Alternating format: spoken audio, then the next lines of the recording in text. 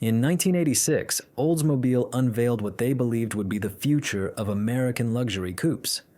This was the all-new Toronado, and more specifically, the high-performance Trofeo variant that would arrive for the 1987 model year.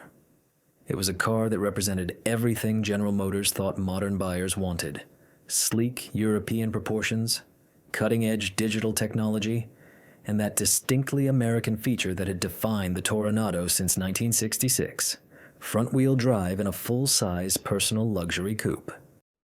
The Toronado had always been a maverick in the automotive world. When it first appeared for the 1966 model year, it was the first American front-wheel drive car since the Cord 810 of the 1937 model year. That original Toronado was a beast, nearly 220 inches long, powered by a massive 425 cubic inch V8 engine producing 385 horsepower. It was a car that said you could have front-wheel drive and still maintain that unmistakable American presence and power. But by the mid-1980s, everything had changed. The fuel crises of the 1970s, increasingly stringent emissions regulations, and a corporate philosophy at General Motors that favored downsizing and consolidation had transformed the automotive landscape. The Toronado that appeared for 1986 was dramatically different from its predecessors. It was now just 188 inches long. That's 32 inches shorter than the 1985 model it replaced. And instead of a big V8, the new Toronado came standard with a 3.8-liter V6 engine. Now, you might be wondering why Oldsmobile would make such a dramatic change. The answer lies in what was happening at General Motors at the time. Under the leadership of Chairman Roger Smith, GM embarked on an ambitious plan to modernize and downsize its entire lineup. The idea was that smaller, more fuel-efficient cars were the future, and that buyers would accept these changes if the cars offered advanced technology and contemporary European-influenced styling. For 1986, the Toronado shared its E-body platform with two other legendary GM personal luxury coupes, the Buick Riviera and the Cadillac Eldorado.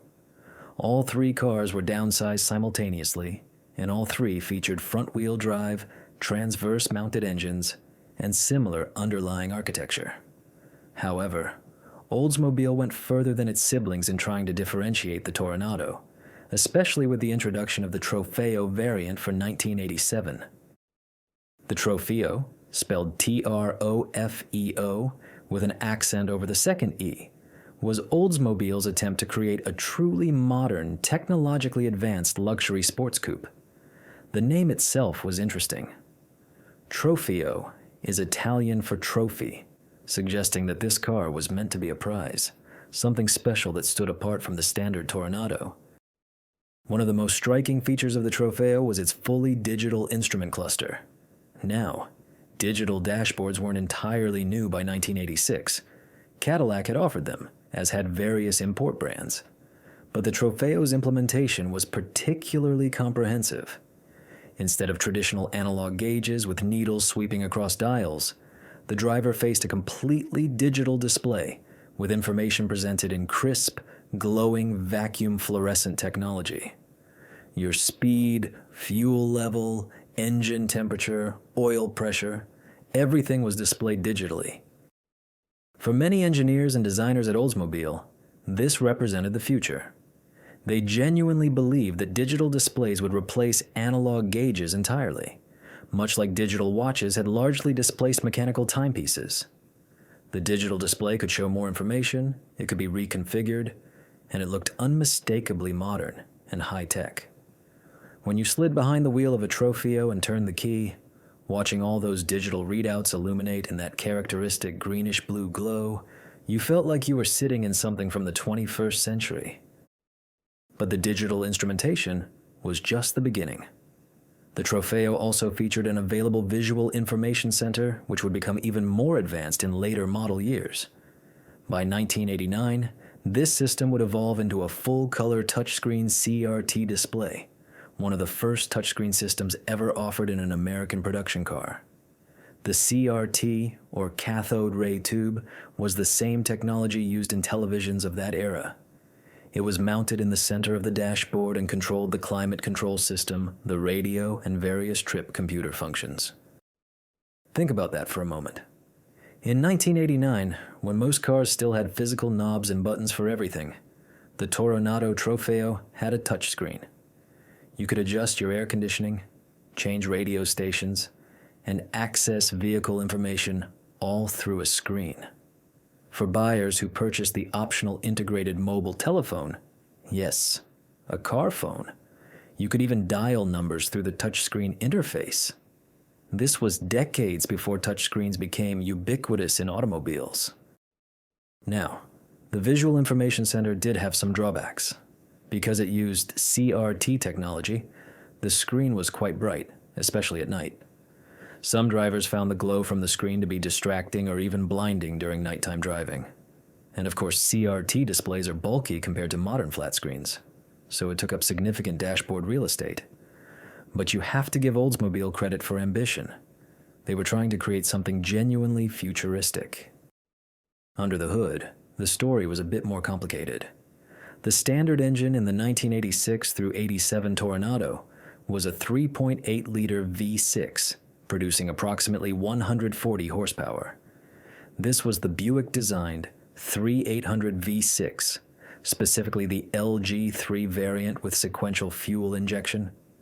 Now, 140 horsepower might not sound like much, especially when you remember that the original 1966 Toronado had nearly 3 times that power.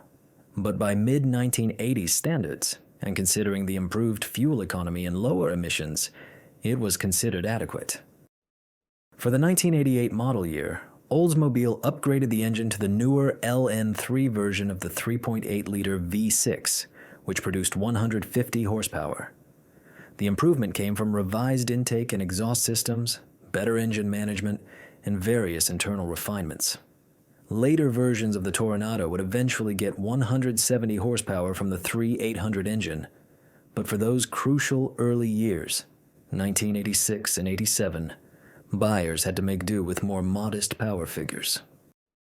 Some people have asked why Oldsmobile didn't offer a turbocharged version of the 3.8-liter V6 in the Toronado, especially since Buick was having tremendous success with the turbocharged Grand National and GNX. The turbocharged LC2 engine in the 87 Grand National produced 245 horsepower, and the limited production GNX made 300 horsepower. Imagine a Toronado Trofeo with that kind of power. The answer lies in market positioning and corporate politics.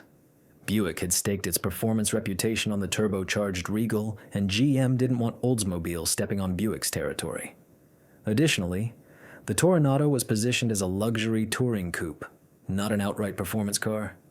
The Trofeo had sport-tuned FE3 suspension, larger stabilizer bars, and specific damper tuning, but it was meant to be refined and comfortable, not a drag strip warrior.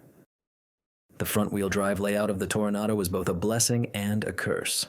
On the positive side, front-wheel drive provided excellent traction in poor weather conditions and allowed for a lower, flatter floor, since there was no drive shaft tunnel running down the center of the car. This meant the Toronado could have a reasonably spacious interior despite its compact exterior dimensions. The engine and transmission were mounted transversely, just like in a modern front-drive car, with the differential integrated into the transmission housing. However, front-wheel drive in a large coupe was still somewhat controversial in the American market. Traditional luxury car buyers, especially those shopping for personal luxury coupes, had grown accustomed to rear-wheel drive. There was a perception, whether justified or not, that rear-wheel drive was more sophisticated, more appropriate for a luxury car. Front-wheel drive was what you found in economy cars and family sedans, not in something that cost as much as a Toronado Trofeo. Oldsmobile's engineers had done an impressive job with the chassis dynamics. The Toronado had four-wheel independent suspension, with McPherson struts up front and a sophisticated multi-link rear setup. All four wheels had disc brakes, an important feature for a car of this size and weight. The Trofeo variant added performance-oriented suspension tuning, specific shock absorber calibration, and unique wheel and tire combinations.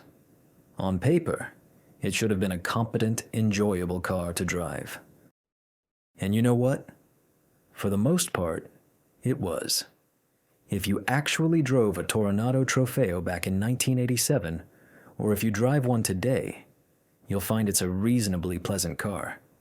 The ride is smooth, the cabin is quiet, and the steering, while not particularly communicative, is precise enough for a luxury coupe. The car feels solid and well built. It's not a sports car, but it was never meant to be. It was meant to be a comfortable, technologically advanced personal luxury coupe, and in many ways, it succeeded at that mission. But here's where things get interesting, and where we start to understand why the Toronado Trofeo, despite its innovations and genuine qualities, failed in the marketplace. To understand this failure, we need to look at the Toronado's platform mate and primary competitor, the Cadillac Eldorado. The Eldorado was also dramatically downsized for 1986. Like the Toronado, it went from a large, imposing coupe to something much smaller and more contemporary in proportions. The 1985 Eldorado had been nearly 205 inches long. The 1986 model was cut down to 188 inches, exactly the same length as the Toronado. They shared the same wheelbase, the same basic platform, many of the same mechanical components, and even the same windshield and front door glass. But Cadillac buyers revolted. Sales of the Eldorado fell off a cliff. In 1985, the last year of the larger Eldorado, Cadillac sold over 76,000 units.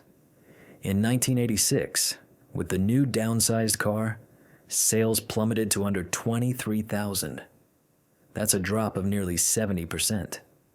Buyers who had loved the presence and substantial feel of the previous Eldorado looked at the new car and saw something that looked too similar to less expensive cars in GM's lineup.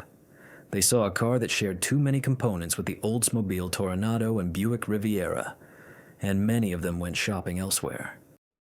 The Toronado suffered a similar fate, though its decline wasn't quite as dramatic because its sales had never been as high as the Eldorado's. In 1985, Oldsmobile sold approximately 42,000 Toronados. In 1986, sales dropped to just 16,000 units. That's a decline of 62%. Even with the introduction of the sporty Trofeo variant for 1987, sales barely improved. So why did buyers reject these cars so thoroughly? It wasn't that they were bad cars, objectively speaking. The problem was multifaceted. First, there was the styling. The new E-body coupes, including the Toronado, had very formal, upright proportions. They looked European, which was intentional. But many American luxury car buyers didn't want European styling. They wanted American styling. Longer hoods, more presence, more visual heft. The new Toronado, with its vertical rear window and formal roofline, looked too much like smaller, less expensive GM cars, particularly the N body compacts like the Oldsmobile Calais. Second, there was the lack of a V8 engine. American luxury car buyers, especially those shopping for personal luxury coupes, expected V8 power. The fact that the Toronado only offered a V6, no matter how refined, was seen as a downgrade. It didn't matter that the V6 got better fuel economy or produced adequate power for most driving situations. Perception trumped reality. Third, and perhaps most importantly, there was the price. Because General Motors had invested heavily in the new E-body platform and its advanced features, they needed to charge premium prices to recoup their investment. The Toronado Trofeo wasn't cheap. When you optioned one up with the digital displays, the premium audio system, leather seats, and all the other luxury features, you could easily spend $25,000 or more. In mid-1980s, money, that was serious luxury car territory. But here's the problem. For that kind of money, buyers could get a Mercedes-Benz 190e or a BMW 5 Series. These were cars with prestigious European badges, rear-wheel drive, available inline-six engines or V8s, and the kind of driving dynamics that were earning rave reviews from automotive journalists. If you wanted American, you could get a much larger V8-powered Lincoln Mark 7, which still offered traditional luxury car proportions and a more prestigious nameplate. The Toronado Trofeo was caught in an awkward middle ground. It was too expensive to compete with mainstream coupes, but it didn't have the prestige or the traditional luxury car attributes that buyers expected at its price point.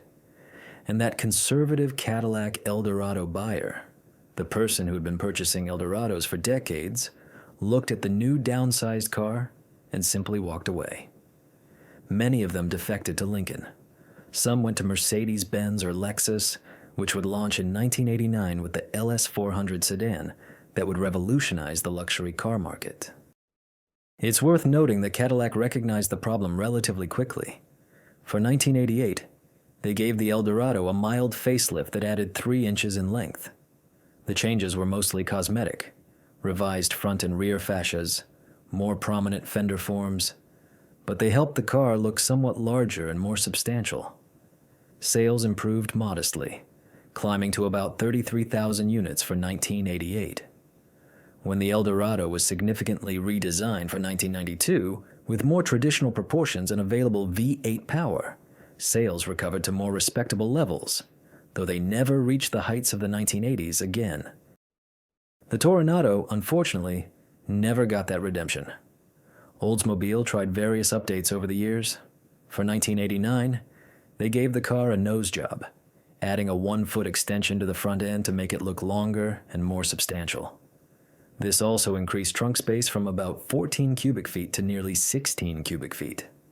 The car got a more aggressive, formal grille design that looked more imposing and helped differentiate it from the Eldorado and Riviera. But sales never recovered. By the early 1990s, Toronado production had dwindled to around 15,000 units per year. The nameplate was discontinued after the 1992 model year.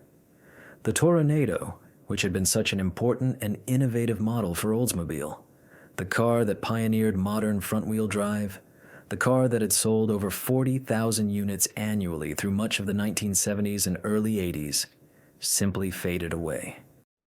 Looking back at the Toronado Trofeo today, it's easy to see it as a fascinating might have been. The digital instrumentation, while crude by modern standards, was genuinely innovative. The later Visual Information Center touchscreen was decades ahead of its time, anticipating the modern infotainment systems that are now universal in new cars. The chassis was well engineered, the build quality was generally good, and the car offered a comfortable, refined driving experience. But innovation alone doesn't sell cars. Buyers need to want what you're offering, and they need to believe that what you're offering represents good value. The Toronado Trofeo represented a future that many luxury car buyers simply weren't ready for. They didn't want digital displays that might fail or become obsolete. They didn't want touchscreens that were hard to use while driving. They didn't want compact European proportions. They wanted what they had always wanted: substantial presence, V8 power, and traditional American luxury. The failure of the 1986 to 92 E-body coupes, the Toronado, Riviera, and Eldorado, represents one of the most significant miscalculations in General Motors history. GM spent billions developing these cars, they loaded them with advanced technology, and they genuinely believed they were giving customers what they wanted. But they had misread the market completely. The downsizing trend that had worked for sedans and smaller cars didn't translate to the personal luxury coupe segment. Buyers of these cars wanted excess, tradition, and presence, not efficiency and European sophistication. If you see a Toronado Trofeo today, especially one with the full digital instrumentation and that remarkable touchscreen visual information center, take a moment to appreciate it. These cars are remarkably rare now. Most were driven into the ground or scrapped long ago. The ones that survive are often owned by enthusiasts who appreciate them for what they were: ambitious, innovative, beautifully engineered cars that represented a vision of the future that never quite came to pass. The digital displays still glow with that distinctive greenish-blue light. The touchscreen, if it still works, responds to your finger just like it did in 1989. And if you drive one, you'll find it still a pleasant, comfortable, refined car. It's just a car that the market rejected, not because it was bad, but because it wasn't what people wanted. That's the tragedy of the Toronado Trofeo. It was a technological showcase, a genuine attempt at innovation and progress. But in the personal luxury coupe market of the late 1980s, buyers weren't looking for progress. They were looking for tradition. And when Oldsmobile gave them the future instead of the past, buyers chose to shop elsewhere. The lessons from the Toronado's failure echo through automotive history. Don't abandon your core customers in pursuit of a theoretical ideal market. Don't assume that technology alone will sell cars. And most importantly, understand that in the luxury segment, perception and emotion often matter more than objective reality. The Toronado Trofeo may have been objectively competent, but it didn't make buyers feel special. It didn't provide that emotional connection that great luxury cars create. So while we can admire the Toronado Trofeo for its ambition and innovation, we also have to acknowledge its failure. It was the right idea at the wrong time, offered to buyers who weren't ready for it, at a price that made it hard to justify. And that conservative Cadillac Eldorado buyer, the one who had been so loyal for so many years, they took one look at these downsized V6-powered front-wheel drive coupes and walked straight into a Lincoln dealership, or a Mercedes showroom, or soon enough, a Lexus dealer. The future that Oldsmobile envisioned, digital displays, touchscreens, efficient V6 engines, sophisticated front-wheel drive, eventually came to pass. But it took another 20 years, and by that time, Oldsmobile itself was gone, discontinued by General Motors in 2004. The Toronado Trofeo was a preview of that future, but it arrived before anyone was ready to embrace it. And that's both its claim to fame and the reason for its commercial failure.